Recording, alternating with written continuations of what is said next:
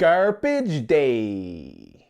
What's up, everyone? It's Luke James, not the singer. If you're looking to get your music reviewed, you can hit up this email. That's right here. But finally, it is time for me to go over my year-end lists for 2016. And I know a lot of you have been wondering why I took a while to get around to these. And the reason for that is that I like to wait for the year to actually be over, because sometimes you get that extra special project at the end of the year, or you get that extra special trash project at the end of the year and you want to include it in your list. So this right now is actually the top 10 or bottom 10 worst projects of 2016. And I could have very easily done a top 20, 30, 40, maybe even 50, because there was a lot of garbage that we got in 2016. But this is just my personal opinion. So I'm not going off of success as far as commercial success, popularity, or anything like that. These are just projects that I listened to, I reviewed them, and I really thought they were bad. So I'm going to go down the list very briefly, and then if you want to see my full opinion on each project, just check the information box underneath this video where I will link you guys to the full review. Now, starting it off at number 10 is YG's Red Friday mixtape. Now, we all know how dope Still Brazy is. That's actually going to make my top 20 list of 2016. But this one just felt like some really bad leftovers. Not the type of leftovers when you have pizza Friday night and then Saturday morning you microwave it and dip it in some donair sauce and it tastes oh so damn good. This was like the type of leftovers when you look in the back of the fridge and you find that margarine container, but it's full of mashed potatoes that have been in there for like 2 to 3 months. At number 9, we have Macklemore and Ryan Lewis's album, This Unruly Mess I've Made. Now, Macklemore does have some good content on here like he usually does, because he comes through with that social commentary, but he also comes across as very pretentious and a little bit forced with that shit. And this album has the holy trinity of trash songs on it, with Dance Off, Spoons, and Let's Eat. These songs are just awful, and you could very easily use them as torture in a prison, man. They would be just as effective to torture people with as a rolled up hedgehog crammed up someone's asshole. Coming in at number 8 is Dom Kennedy's Los Angeles Is Not For Sale Volume 1. Now, we don't expect a whole lot from Dom Kennedy. We know that he's a lazy type of rapper who picks some great beats, but on this one, he was rapping even slower and lazier than usual, and he went with a very lo-fi audio quality. So this one just sounded like an amateur project, and like I said in that review, it was like a bowl of oatmeal thrown against the wall, just very messy and lacking flavor.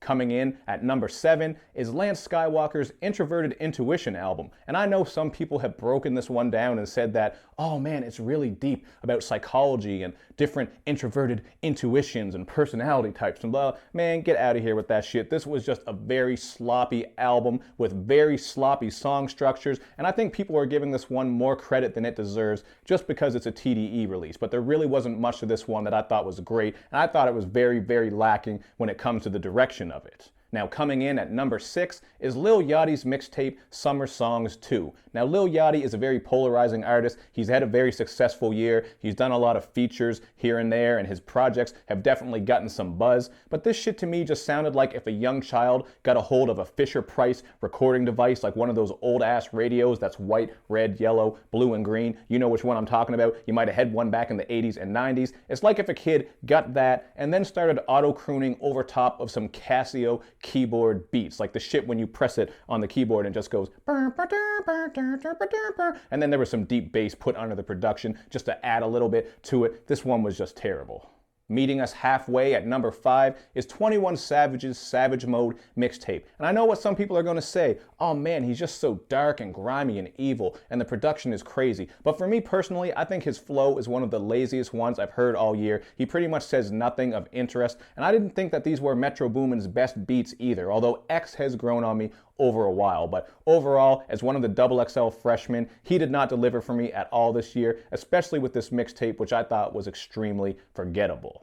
At number 4, we have DJ Mustard's album, Cold Summer, and you probably didn't even know that this one dropped, but it sounds exactly like you would expect it to sound like. Those 3 or 4 DJ Mustard beats going over and over with a bunch of big name features who pretty much rap about nothing. So this one didn't really bring too much, and hopefully in 2017, someone will get DJ Mustard some new drums and kits, because he has been making the same couple of beats over and over and over now for a couple of years. Kicking off the number 3 spot is Riff Raff's album Peach Panther, and there's really not too much to say about this one because it's just another Riff Raff album, except this time around there really isn't that much humor to it. It just seems like his whole gimmick and shtick has worn thin, but he's out here, people are paying to go to his shows, he's making his money, so again, I can't really knock everyone's success on here, but musically this one was a total bore. And the number 2 spot comes to us from Party Next Door, and I'm talking about his album P3. This one was just very dull from beginning to end. The singing on it is very shaky, and the songwriting and lyrics on this are just, whew.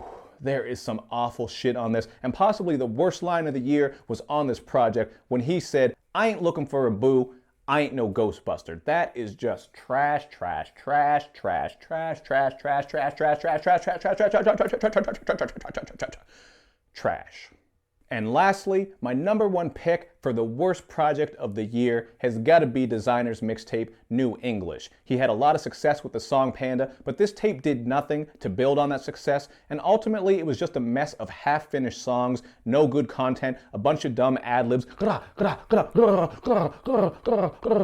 and then some orchestral instrumentals that didn't even fit in for any real reason. So this one was just all around trash, just like a lot of these projects that I went through on this list. So there you have it, my worst of 2016. Now you guys can hit me up in the comments section with your thoughts on this list. Maybe you love some of these projects, or maybe I missed some, but either way, let me know what you think, and make sure you do all that good YouTube and social media stuff, man, where you like my videos, you share them, you follow me on Twitter, you retweet the videos, and you especially subscribe to my channel and click like on that Facebook page. The top 20 of 2016 is next, so it'll be up in a couple of days. So until then, thank you for watching, share the channel around, let's get those subscribers up, and I will see you next time.